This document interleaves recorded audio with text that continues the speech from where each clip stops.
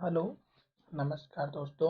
आज हम बात करने वाले हैं जियो फाइनेंस स्टॉक के बारे में और जानेंगे इसके इम्पोर्टेंट सपोर्ट और टारगेट के बारे में। साथ ही ये वीडियो आपकी एजुकेशन के लिए है, बाय सेल की कोई एडवाइस नहीं है।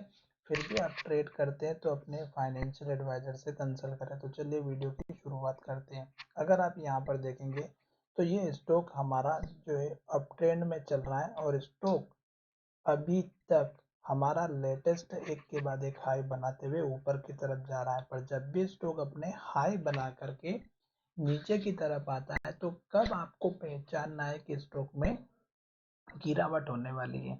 एक बात तो मैं वो समझाने वाला हूं। दूसरा, इस स्टॉक में अगर आप देखेंगे तो स्टॉक अब अपने सपोर्ट लेवल पर आ चुका है। अगर इन केस ये स्टॉक का सपोर्ट लेवल टूटता है तो आपको कौन सा स्टॉक का नेक्स्ट सपोर्ट लेवल मिलेगा और कौन सा टारगेट रखना है। मैंने यहाँ पर 2 से 3 एक लाइन ड्रॉ की है जो कि यहाँ पर इस कैंडल का हाई है इन्वर्टेड हैमर का। फिर अगर आप देखेंगे तो एक कैंडल का यहाँ पर इन्वर्टेड हैमर बनी हुई थी जिसका हाई मैंने मार्क किया और एक हमने इन्वर्टेड हैमर का यहाँ पर मार्क किया। तो इन तीनों कैंडल में आप देखिएगा ये स्टॉक अपने इस हाई के पास में चल रहा था, यहाँ पे इन्वर्टेड हैमर बनी। फिर स्टॉक ने दोबारा वही लेवल टेस्ट किया, फिर स्टॉक ने इस हाई को ब्रेकआउट किया, फिर यहाँ पर हाई बना, फिर यहाँ पे। तो ये जब हाई बना तो फिर से स्टॉक ने इन्वर्टेड हैमर कैंडल बनाई। फिर अगर आप देखेंगे तो स्टॉक ने इसी हाई के पास आकर के फिर एक इन्वर्टेड हैमर बनाए, फिर स्टॉक ने यहाँ एक हाई बनाया और यहाँ पर इन्वर्टेड हैमर बनाए।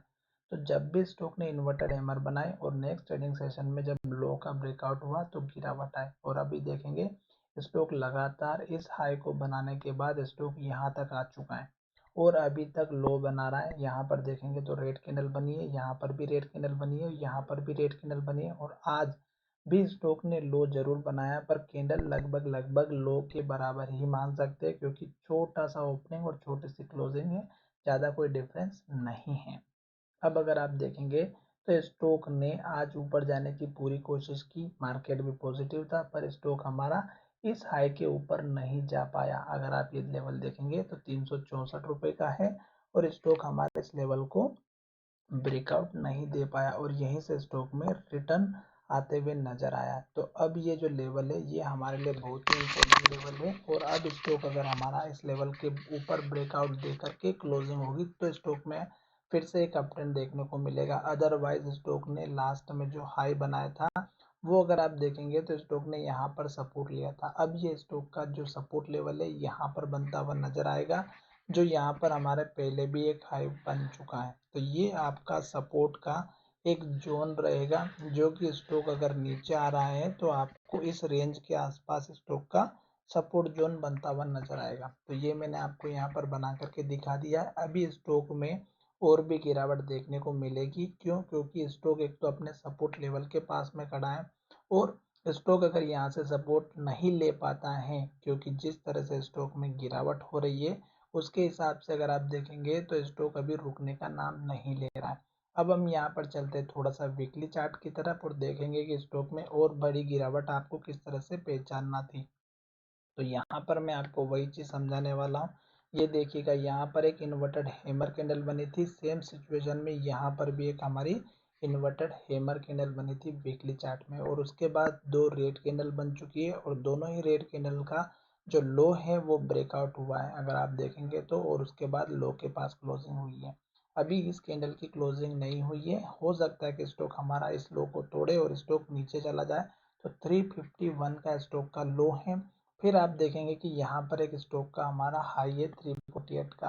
तो 348 से 351 का एक सपोर्ट लेवल है जो कि स्टॉक सपोर्ट ले सकता है। पर इन केस अगर स्टॉक इस लेवल को तोड़ेगा तो फिर स्टॉक में आपको कुछ नहीं करना है, केवल और केवल वीकली चार्ट के बेसिस पर या डेली चार्ट के बेसिस पर केवल और केवल कैंडल को देखना है। जब तक स्टॉक रेड कैंडल बनाएगा, लो बनाएगा, लो के पास क्लोजिंग होगी, तब तक आपको इस स्टॉक से दूर रहना है।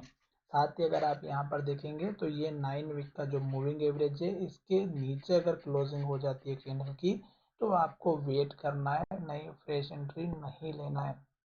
अब यहाँ पर ये चीज़ आपको थोड़ा सा समझ के चलना पड़ेगी, तभी आप किसी भी स्टॉक में प्रॉफिट ले सकते हैं।